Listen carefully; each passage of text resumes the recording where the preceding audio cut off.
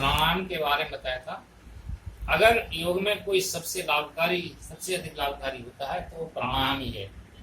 प्राणायाम के बारे में कहा गया है, प्राणायाम परम बलम, प्राणायाम देहम दोषाम, प्राणायाम परम तपा। यानी प्राणायाम सबसे बड़ा बल होता है, बहुत बल मिलता है प्राणायाम से। प्राणायाम परम बलम, सबसे बड़ा बल है प्राणायाम। प्राणायाम देहम दोषाम, प्राणायाम से शरीर के सारे दोष दूर हो जाते हैं। जितनी भी आदि और व्याधियां हैं वो सब प्राणायाम के करने से दूर हो जाती हैं। प्राणायाम परम तपा, इस प्रकार प्राणायाम सबसे बड़ी तपस्या है। तो हमें प्राणायाम को अच्छी तरह से सीख करके, विधि पूर्वक सीख करके उसको करना चाहिए। और प्राणायाम कई प्रकार के होते हैं। कुछ प्राणायाम ऐसे होते हैं जिसको सांस अंदर भर के करते हैं, कुछ प्राणायाम ऐसे होते हैं जिसको सांस छोड़कर करते हैं। तो कई तरह के प्राणायाम होते हैं जिसमें अनुलोम विलोम, शीतली, शीतकारी, भ्रामरी, प्लावनी, भस्त्रिका महत्वपूर्ण प्राणायाम है। भ्रामरी आ गया। तो आज हम आपको भ्रामरी प्राणायाम के बारे में बताएंगे, जो विद्यार्थियों के लिए बहुत अधिक लाभकारी होता है। और जितने लाभ इसके बताए जाएंगे वो कम ही होंगे, क्योंकि भ्रामरी प्राणायाम जो होता है, भ्रमर जानते हैं, भ्रमर कहते हैं भौरे के लिए। और भौरे का एक गुण होता है कि भौरा गुंजार करता है, और वो गुंजार करते हुए इतना आनंदित हो जाता है, इतना तरंगित हो जाता है, बिल्कुल मन मस्त हो जाता है। और जब वो पुष्प पर बैठ जाता है तो ये भी भूल जाता है कि मैं कहाँ बैठा हुआ हूँ। और जैसे शाम होती है, शाम होते फूल बंद हो जाते हैं, तो वो उस उड़ना भी भूल जाता है और उस पुष्प के अंदर ही बंद हो जाता है। तो ये प्राणायाम भी हमें इतना अधिक आनंदित करता है, इतना अधिक प्रफुल्लित करता है, मानसिक तनाव को दूर करता है, समस्त आदि व्याधियों का दूर करता है। इसके बहुत सारे लाभ हैं। जिन लोगों को बहुत अधिक नींद आती है उनके लिए बिल्कुल नींद कंट्रोल करता है। और जिन बच्चों को नींद नहीं आती वो बच्चे बहुत मस्त नींद लेते हैं। और जिन लोगों का रक्तचाप हाई रहता है उनको नॉर्मल करता है ये, और जिनका लो रहता है उसको भी नॉर्मल करता है। यानी सभी स्थितियों में ये कर सकते हैं। और सबसे बड़ी विशेषता तो इसकी ये होती है कि ये हर व्यक्ति कर सकता है, इसके लिए कोई साइड इफेक्ट नहीं है। ऐसा कुछ यौगिक क्रियाएं होती हैं जिनके साथ कुछ बाध्यताएं होती हैं कि इसको ये रोगी नहीं करेंगे, इसको ये नहीं करेंगे, लेकिन भ्रामरी के साथ ऐसा कुछ भी नहीं है। भ्रामरी प्राणायाम को हर कोई कर सकता है।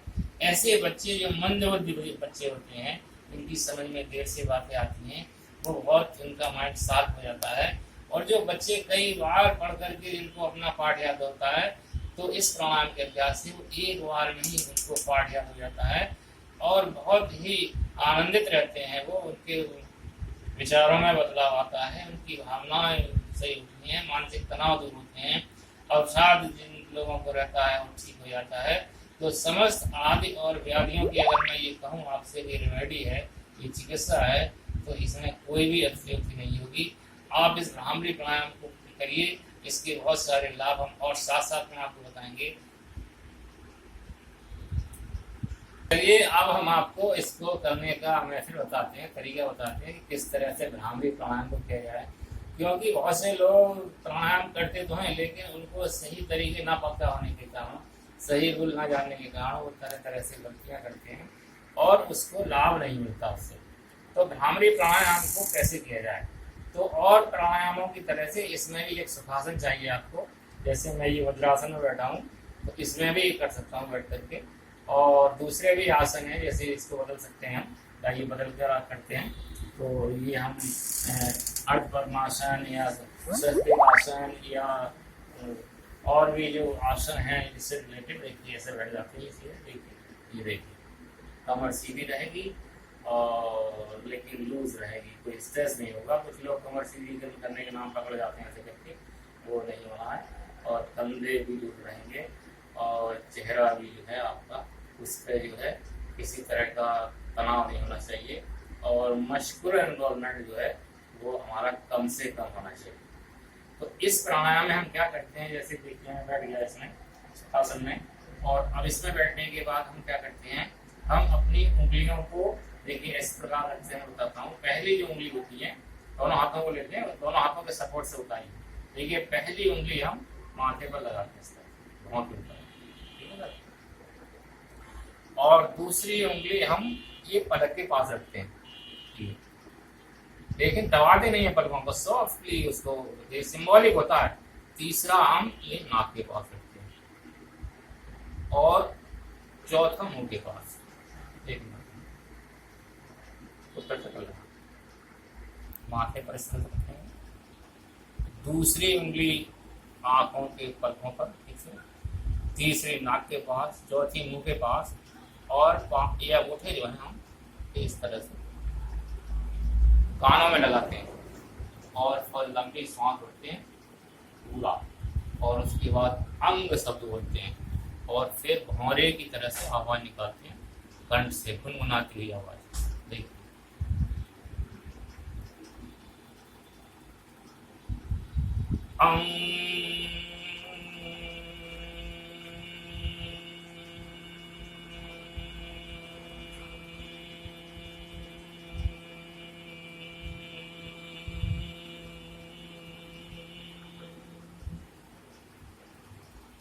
ये आवाज घंटा ध्वनि में धीरे धीरे कम होती चली है।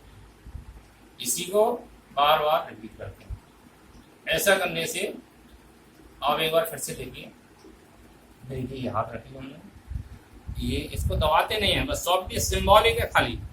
अगर इसको नहीं भी लगाएंगे तो भी हो जाएगा व्यायाम, लेकिन ये अच्छा है और ये जो है विधि विधान से है। देखिए फिर से सांस बढ़ते हैं,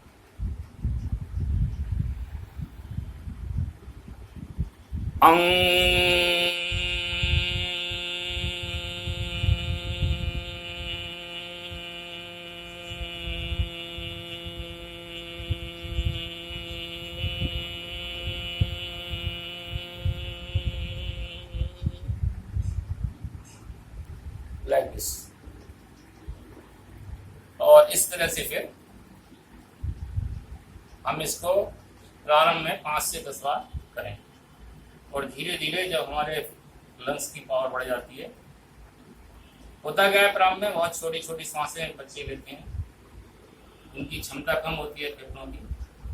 तो जब प्राणायाम का अभ्यास हम शुरू करते हैं तो उनकी जो कैपेसिटी है ऑक्सीजन लेने की वो बढ़ती चली जाती है और पूरी तरह से ऑक्सीजन अंदर जाती है।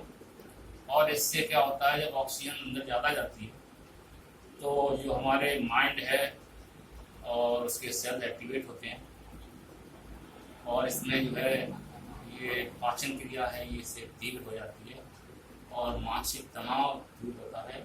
और इससे सबसे बड़ी बात जो होती है वो स्मरण शक्ति बढ़ती है बच्चों की। तो मैंने बताया था कि जो बच्चे कम अंक लाते हैं, अगर इसका अभ्यास करें वो तो बहुत अच्छे अंक मिल जाएंगे। और सारे जो मानसिक तनाव है, जो चिड़चिड़ापन है बच्चों का, जो गुस्सा होने आता है, इमोशनल जो होते हैं, ईर्ष्या प्रवृत्ति होती है, इसको ये बिल्कुल ही खत्म कर देती है। और बच्चा हमेशा प्रफुल्लित रहता है, मुस्कुराता हुआ रहता है, पूरे दिन स्पर्म की तरफ चलता है और उसका व्यवहार बिल्कुल बदल जाता है। आप अभूतपूर्व होता है। आप इसका प्रैक्टिकल करके कभी दिखाइए, अपने बच्चे हैं परिवार में उनको भी सिखाइए अपने साथ साथ, और देखिए तो क्या आपने गुणात्मक सुधार होते हैं, आप इसकी कल्पना नहीं करेंगे। और जो आसन होते हैं, आसन से बड़ी स्थिति है प्राणायाम की, आसन से अपर है ये, क्योंकि ये चौथा सोपान है, इसके बहुत ज्यादा लाभ होते हैं। आसन में तो बहुत सारे आसन, जनमानस ये सोचता है कि ये हमने कठिन आसन कर लिया तो योग हो गया। असलियत में कठिन आसन योग नहीं होता है। आसन की तो परिभाषा ही है कि स्थिरम सुखम आसनम, इसमें स्थिरता हो और सुख मिले। लेकिन वो ना समझी के कारण वो तरह तरह के आसनों को बताते हैं, कोई कुत्ते का कहता है, कोई बिल्ली का कहता है, कोई गधे का, कोई घोड़े का। तो वो तो 84 लाख योनियां होती हैं, आप उसको कुछ भी कर सकते हो, वो एक अलग चीज है। लेकिन ये एक जो है प्राकृतिक और बहुत ही साइंटिफिक मेथड है योग का, और इससे योग के सभी लाभ होते हैं। और आगे तो हम जो मेडिटेशन करते हैं ध्यान, उसके लिए इससे सपोर्ट मिलता है और ये जो है बहुत ही लाभकारी होता है। और ये गले से ऊपर की जितनी समस्याएं हैं, जैसे गला है तो वो बिल्कुल साफ होता है, गुनगुनाती हुई आवाज गले से आती है, और ये नासिकाग्रह साफ होते हैं। तो जो भी जैसे आजकल कोरोना चल रहा है उसमें बताते हैं लोग प्राणायाम करिए, और तो बड़ा लाभकारी सिद्ध हो रहा है लोगों के लिए।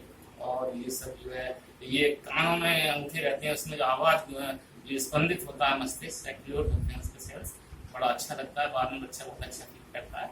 और इसके बाद करने के बाद फिर थोड़ी देर आप शवासन कर सकते हैं, शवासन में करना छोड़िए तो भी इतने से रिलैक्स हो जाते हैं और फिर जो भी पढ़ लेंगे उस समय